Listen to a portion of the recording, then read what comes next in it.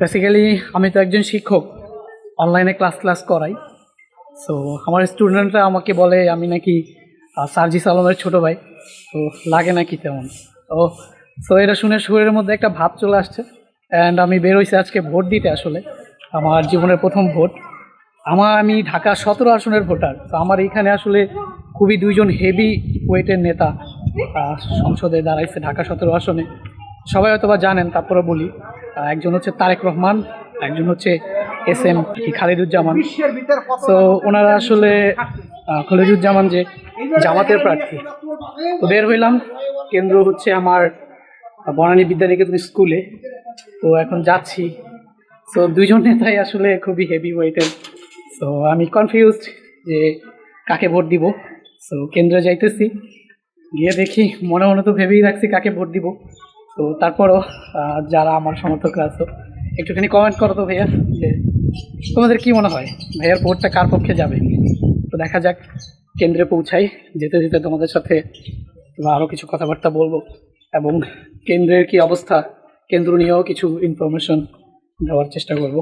হ্যাঁ, বা সুষ্ঠু নির্বাচন হইতেছে কিনা, তার উপরে যদি কোনো অনিয়ম দেখি তাহলে কিন্তু সাথে সাথে ভিডিও করে সবাইকে শেয়ার করে জানিয়ে দেবো। অবশেষে একটা রিক্সা পাওয়া গেল, তো রিক্সায় চড়ে দেবে যেতেছি আমার ভোট কেন্দ্রে। রোডে অনেক আসলে রোড, প্লাস রোড পুরা খালি, কিন্তু অনেক মানুষজন আর কি হাঁটা চলা করতেছে।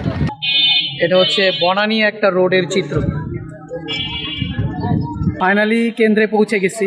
ভয়টাই কিছু লাগতেছে না, খালি ভাবতেছি যে আসলে একটু লেট করেই আসছি, যাতে ভিড়ের মধ্যে না পড়ি। এখন ভিড়ের মধ্যে না পড়লেই হয়।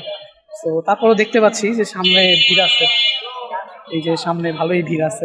তো সামনে এরকম অবস্থা আর কি। তো কেন্দ্র আমার এই সাইডে।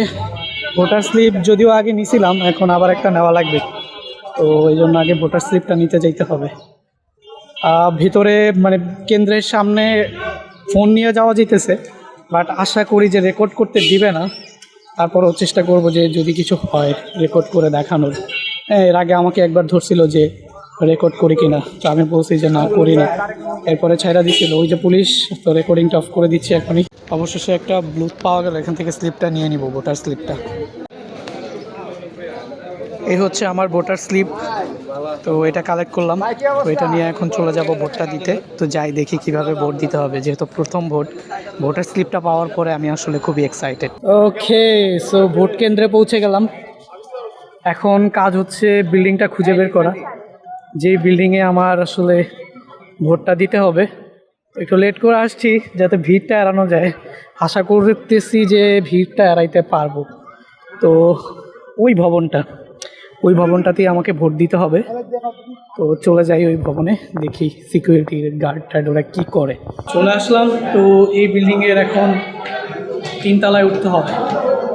3 তলায় উঠে তারপরে ভোটটা দিতে হবে। এটা হচ্ছে আমার ভোট কেন্দ্র, এখানেই ভোটটা দিব।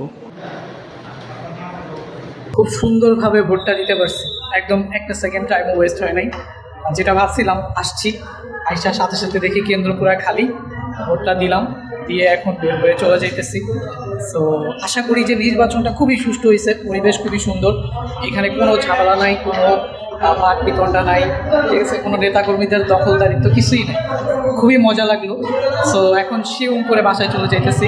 সো যারা ভিডিওটা দেখছেন আমাকে একটু জানান যে ভিডিওটা কেমন লাগলো, এবং হচ্ছে কমেন্ট করেন যে আমি ভোটটা দিছি তো কাকে দিছি ভোটটা। সবার কমেন্ট করেন, দেখি কে গেস কারেক্ট করতে পারে। তো যাদের গেস কারেক্ট হবে শেষে আমি বলে দিব যে কাকে আমি ভোটটা দিছি। ওকে, দেখা হবে পরবর্তী কোনো একটা ক্লাসে। ততক্ষণ পর্যন্ত সবাই ভালো থাকবা। আল্লাহ হাফেজ।